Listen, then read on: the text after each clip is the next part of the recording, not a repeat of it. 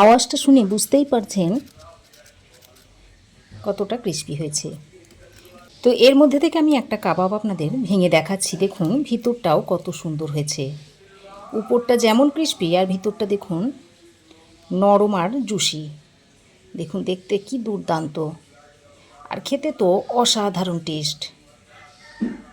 এইভাবে সস দিয়ে খেতে দুর্দান্ত লাগে। নমস্কার বন্ধুরা, তিয়াসাস রেসিপিতে সকলকে স্বাগত জানাই। আজ আমি সয়াবিন দিয়ে একটা দুর্দান্ত স্বাদের কাবাবের রেসিপি আপনাদের সঙ্গে শেয়ার করতে এসেছি। রেসিপিটা বানানো খুবই সহজ, আর ঘরে থাকা সামান্য কয়েকটা উপকরণ দিয়ে খুব সহজেই রেসিপিটা খুব তাড়াতাড়ি বানিয়ে নিতে পারবেন। তাহলে চলুন রেসিপিটা দেখে নেওয়া যাক। আশা করছি আপনাদের ভালোই লাগবে। সয়াবিনের কাবাব বানানোর জন্য এখানে আমি সয়াবিন নিয়েছি, 1 কাপ মতো সয়াবিন নিয়েছি। এবার আমি এই সয়াবিনটাকে গরম জলে ভিজিয়ে নেব। তার জন্য এই বাটির মধ্যে ফুটন্ত গরম জল দিয়ে দিচ্ছি। এবার এই গরম জলের মধ্যে সয়াবিনগুলোকে দিয়ে দিচ্ছি, সঙ্গে অল্প পরিমাণে একটু নুন দিয়ে দিচ্ছি। এবার এই সয়াবিনটাকে ভালো করে মিশিয়ে নিচ্ছি। তারপর এইভাবে 10 মিনিট মতো রেখে দেব। এভাবে 10 মিনিট মতো রেখে দিলেই সয়াবিনটা ভালোভাবে ভিজে যাবে আর ফুলে মোটা হয়ে যাবে। এবার একটা ঢাকনা লাগিয়ে রেখে দিচ্ছি 10 মিনিট। দেখুন সয়াবিনগুলোকে 10 মিনিট গরম জলে আমি ভিজিয়ে রেখে দিয়েছিলাম, আর সয়াবিনগুলো দেখুন কতটা ফুলে গেছে, আর সয়াবিনগুলো দেখুন খুব সুন্দর ভিজে গেছে। এবার আমি এটাকে ঠান্ডা জলে একবার ধুয়ে নেব। তো গরম জলটা ফেলে দিয়ে আমি ঠান্ডা জল দিয়ে 2-3 বার ভালো করে ধুয়ে নিয়েছি। এবার আমি এর থেকে এভাবে জলটাকে চিপে ফেলে দিচ্ছি।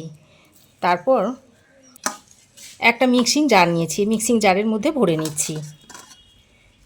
এইভাবে চেপে জল বার করে ফেলে দিয়ে সয়াবিনগুলোকে একটু বেটে নিতে হবে। একবারে সয়াবিনটা বাটা যাবে না, তাই আমি এই সয়াবিনটাকে 2 বারে বেটে নেব। আর সয়াবিনটাকে খুব মিহি করে বাটলে হবে না। দেখুন সব সয়াবিনটাকে আমি 2 বারে বেটে নিয়েছি, আর সয়াবিনটাকে এইরকম একটু দানা দানা রেখে বেটে নিয়েছি। এবার আমি এই সয়াবিনের কিমার মধ্যে দিয়ে দিচ্ছি পেঁয়াজ কুচি। একটা মিডিয়াম সাইজের পেঁয়াজ কুচি এখানে দিয়ে দিচ্ছি। দিয়ে দিচ্ছি কুচনো কাঁচা লঙ্কা। এবার দিয়ে দিচ্ছি 1 চামচ পরিমাণ আদা আর রসুনের পেস্ট। দিয়ে দিচ্ছি 1/2 চামচ পরিমাণ হলুদ গুঁড়ো। 1/4 চামচ দিয়ে দিচ্ছি ঝাল লঙ্কার গুঁড়ো।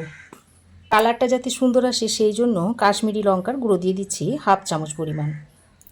ধনে গুঁড়ো দিয়ে দিচ্ছি 1/2 চামচ। জিরে গুঁড়ো দিয়ে দিচ্ছি 1/2 চামচ। এবার ছোটো চামচের 1 চামচ পরিমাণ দিয়ে দিচ্ছি গরম মশলার গুঁড়ো।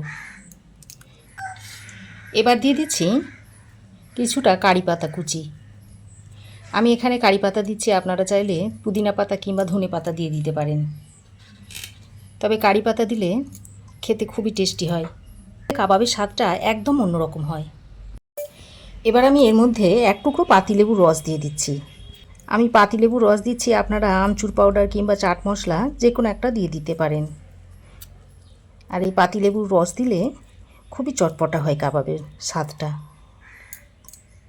এবার আমি এখানে 2 টেবিল চামচ পরিমাণ নিয়েছি কর্নফ্লাওয়ার, সেটা দিয়ে দিচ্ছি। আর দিয়ে দিচ্ছি 4 চামচ পরিমাণ বেসন। এখন আমি 4 চামচ পরিমাণ দিলাম, পরে আরও লাগলে দেব। পরিমাণ মতো নুন দিয়ে এবার এই সব কিছুকে একসঙ্গে খুব ভালো করে মিশিয়ে নিতে হবে। আর এইভাবে একটু হাত দিয়ে চেপে চেপে মাখিয়ে নিতে হবে, তাহলে খুব ভালোভাবে মাখা হবে আর কাবাবের টেস্টটাও খুব সুন্দর হবে। কাবাব তো আপনারা অনেকভাবেই খেয়েছেন, এইভাবে একবার সয়াবিন দিয়ে তৈরি করে খেয়ে দেখুন। আর একটু এইভাবে চেপে চেপে মাখিয়ে নেবেন, তাহলে কাবাবটা খুব ভালো তৈরি হবে। মনে হচ্ছে আরও একটু বেসন লাগবে, তাই আমি আরও 2 চামচ পরিমাণ বেসনের মধ্যে দিয়ে দিচ্ছি। তারপর আবারও ভালো করে মাখিয়ে নিচ্ছি। সব শেষে আমি এখানে একটু চিলি ফ্লেক্স নিয়েছি, সেই চিলি ফ্লেক্সটা দিয়ে দিচ্ছি। চিলি ফ্লেক্সটা দিয়ে আবারও ভালো করে মিশিয়ে নিচ্ছি। দেখুন খুব ভালো করে সব কিছুকে মাখিয়ে নিয়েছি। আর দেখুন বাইন্ডিংটা দেখুন খুব সুন্দর হয়েছে। এবার আমি কাবাবটা তৈরি করে নেব। তার জন্য হাতে একটু সাদা তেল লাগিয়ে নিয়েছি যাতে কাবাবটা তৈরি করতে সুবিধা হয়। এবার আমি এর মধ্যে থেকে এইরকম অল্প অল্প নিয়ে এরকম একটা মাঝারি সাইজের কাবাব তৈরি করে নিচ্ছি। আমি গোল শেপে কাবাবটা তৈরি করে নিচ্ছি, দেখুন। আর একটু চেপে চেপে এইভাবে তৈরি করে নিতে হবে। তারপর দেখুন 2 হাতে করে এইভাবে একটু গোল গোল করে নিচ্ছি। দেখুন একটা কাবাবের শেপ দেওয়া হয়ে গেছে। এবার আমি একটা প্লেটের মধ্যে কাবাবটাকে রেখে দিচ্ছি। একইভাবে সব কাবাবগুলোকে তৈরি করে নিতে হবে। আমি মাঝারি সাইজ করে কাবাবগুলোকে তৈরি করে নিচ্ছি। আপনারা এর থেকে ছোট বা এর থেকে বড় করেও তৈরি করে নিতে পারেন, কিংবা অন্য কোনো শেপ দিয়ে চ্যাপ্টা, গোল বা লম্বা যে কোনো শেপে আপনারা তৈরি করে নিতে পারেন।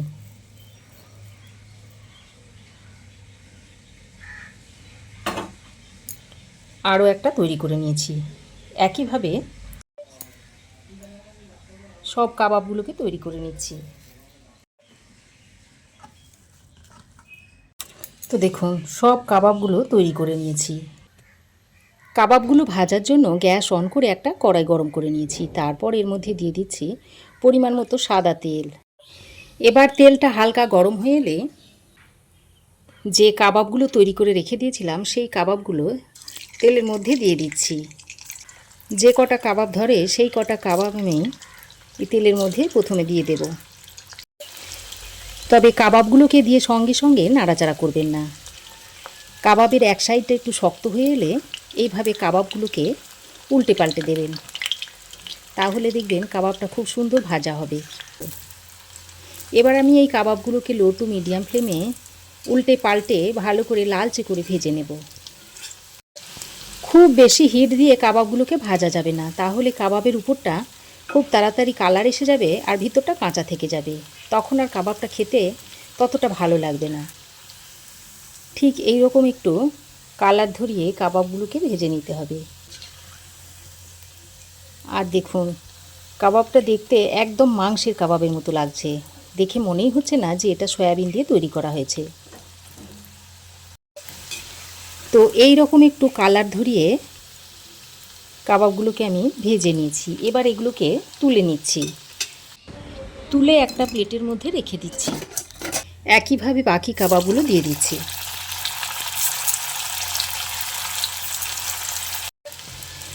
আর এই কাবাবটা মাংসের কাবাবের চেয়ে কোনো অংশে কম হয় না, মাংসের স্বাদকেও একদম হার মানায় এই কাবাব।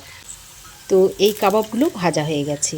এখন আমি তেলটা ছেঁকে কাবাবগুলোকে তুলে নিচ্ছি।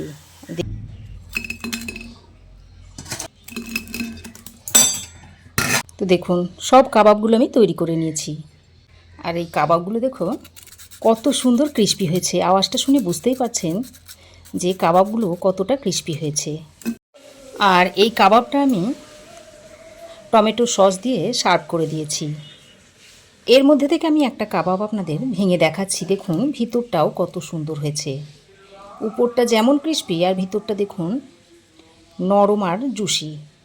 দেখুন দেখতে কি দুর্দান্ত, আর খেতে তো অসাধারণ টেস্ট। এইভাবে সস দিয়ে খেতে দুর্দান্ত লাগে। তো আপনারাও একবার এইভাবে তৈরি করে খেয়ে দেখুন, তারপর কেমন হয়েছে আমাকে একটা অবশ্যই কমেন্ট করে জানাবেন। আশা করছি আমার এই আজকের সয়াবিনের রেসিপি আপনাদের ভালো লেগেছে। তো ভালো লাগলে একটা লাইক, শেয়ার ও কমেন্ট করবেন। পাশে থাকা বেল আইকনটা অবশ্যই প্রেস করে দেবেন। আর আমার চ্যানেলে যদি নতুন হয়ে থাকেন তো প্লিজ চ্যানেলটাকে সাবস্ক্রাইব করার অনুরোধ রইল। আজ এ পর্যন্তই, আবার দেখা হবে নতুন কোনো রেসিপি নিয়ে নেক্সট এপিসোডে। সে পর্যন্ত ভালো থাকবেন, সুস্থ থাকবেন। ধন্যবাদ।